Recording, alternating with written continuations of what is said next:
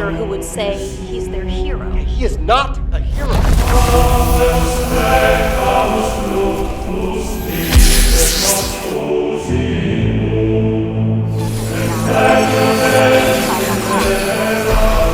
He has the power to wipe out the entire human race.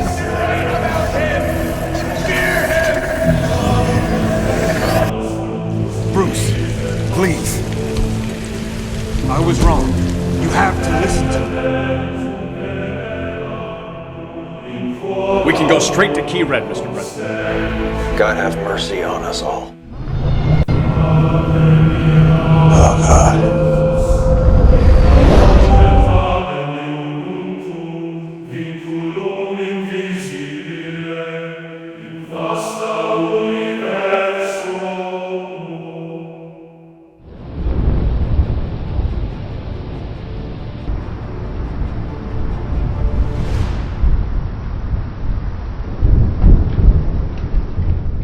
The incapability of bleeding under normal circumstances gave Superman a fearsome level of power that the world had to come to understand. For decades prior, national security has veiled reality by presenting American conflicts in a semi-fictitious manner to allow the public to partially digest the complex conflicts. The unholy attacks on American soil broke down this barrier by forcing the test of reality onto this imaginary world. After the entire country witnessed the terror of 9/11, how could American cinema ever again placate the realities of war in a believable manner? BVS offers a reflection to this dynamic Valentin describes, as if it tests the imaginary world onto reality. America's two grandest myths are brought into the harsh, grounded reality of the modern world. It is a realistic depiction of the crimes they face in the present day, from corrupt prisons to human trafficking and mass murder. Superman is ensnared in complex military operations, witnesses unstoppable bombings, and the injustices of a powerful, prevention-oriented America. Batman is releasing the grip on his founding principles in an aggressive and desperate struggle for power. BVS defines the contemporary era by continuing the traditions of American national security cinema in an age where traditional values no longer guide us, and where there is too great of power for war to be just. As we discussed in Understanding Superman 2 and 3, Superman is a personification of America's messianic identity. From the perspective of European settlers, such as Jerry Siegel's ancestors, America offered a safe haven of new opportunity for anyone brave enough to make the journey. And combined with its might, it was idealized to offer peace on Earth. By the mid-20th century, America's particular status among nations should make it unthinkable to even imagine attacking them, unless they were an ally of evil. This one line from Valentin's book gives us insight into the mental state of Batman and Superman following General Zod's devastation in the Black Zero event. To understand what their mentalities in this film are demonstrating, it is important to understand what they represent. Superman, as always, represents a duad of forces as the potential threat to America and America's own power, trying to show us what we should do with it. The first foreign attack on American soil shattered the country's messianic identity. It was no longer a safe haven, free from worry of invasion. Since the Black Zero event parallels 9/11 in such a profound manner, it serves as this timeless Earth's first attack from beyond. This association also damages Superman's personification of America's flawless protectorship due to his involvement in the devastation, regardless of his heroism in stopping it. Superman is seen as a threat to America simply for possessing that same power. Valentin explains how some aspects of the military's reality do not translate as well to the public through Hollywood. He explains that its potential for violence and massacre is not ethically acceptable for American society, which is the same issue the world has with Superman throughout BVS. His potential for violence and massacre is too great to be left unchecked, and that is not acceptable for American society. This is made clear by the chanting of "Burn him! Burn him! Burn him!" in the streets of Metropolis. As far as anyone in Metropolis knows, besides Superman, a second attack could be coming at any moment. Jesus, Alfred, count the dead. Thousands of people.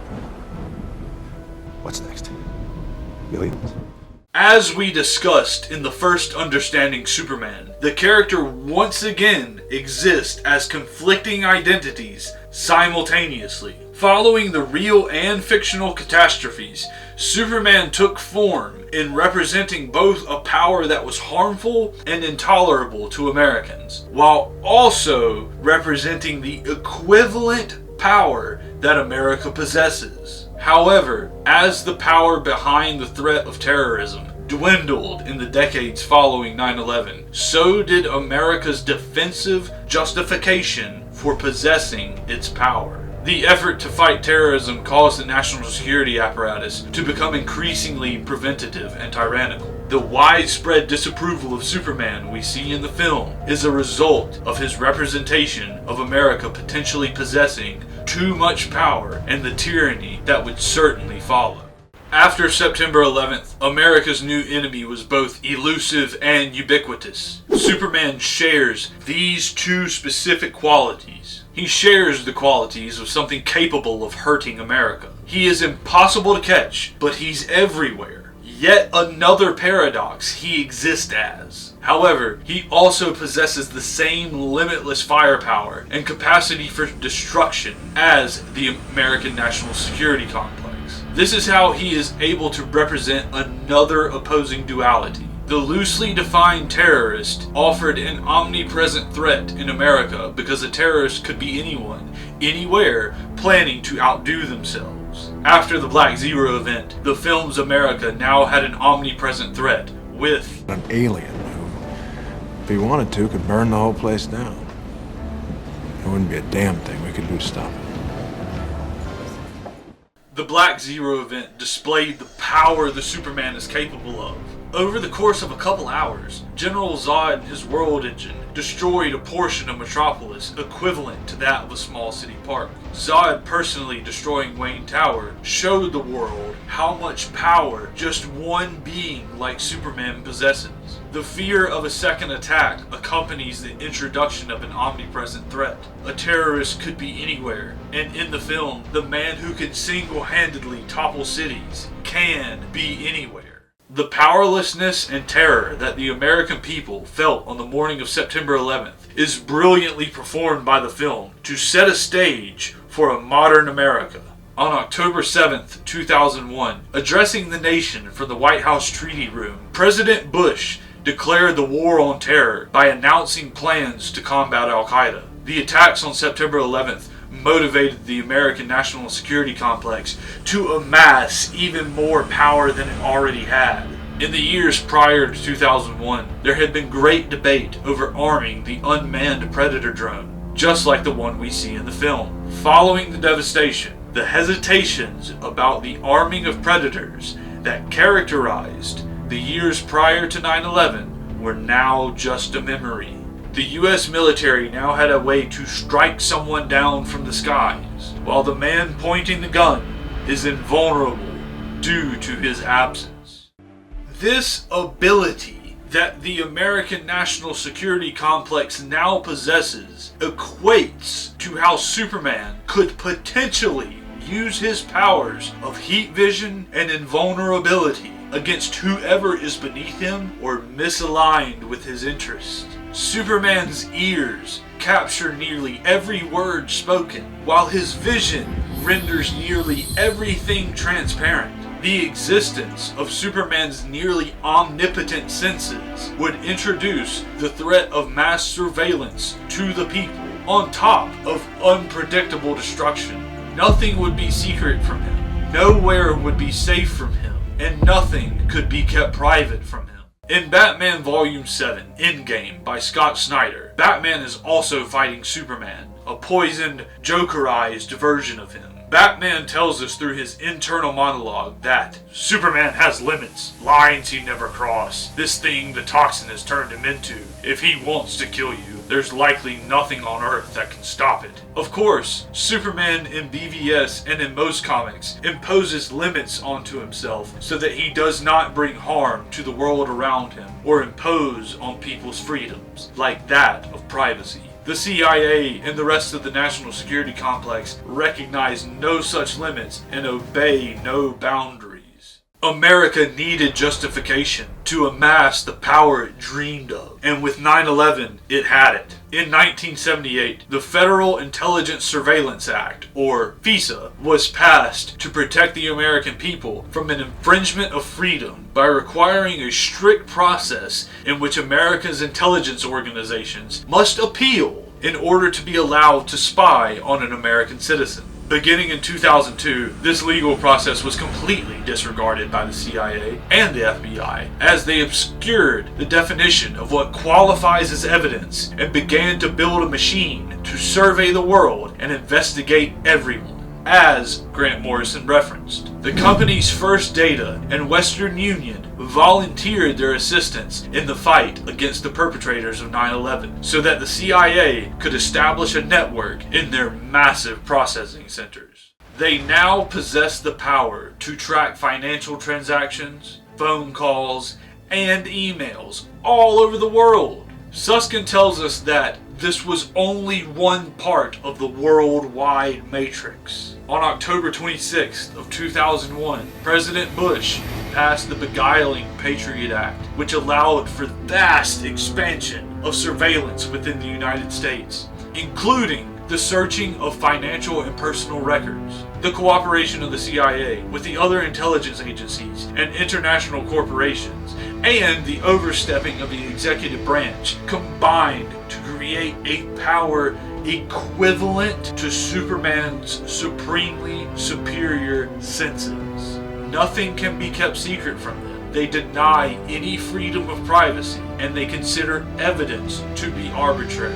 Nowhere is safe from them, and nothing is private to them. As the years after 2001 progressed, despite the efforts of the government and lies about WMDs, the counterbalance of terrorism to America's might dwindled, and America retained their massive power. Ever since, this power has been used in a tyrannical fashion to spy on American citizens and begin the deterioration of our freedoms. This is how Superman becomes the outlaw in the modern day, simply because he possesses the ability to do the same. As Morrison said, there is no counterbalance to the monoculture. He specifically stated that everyone's under surveillance and everything's under control. They know what we're doing and they're watching our emails. Both Superman and the American National Security Complex have the power to strike you down from the skies with minimal effort. They both have the power to hear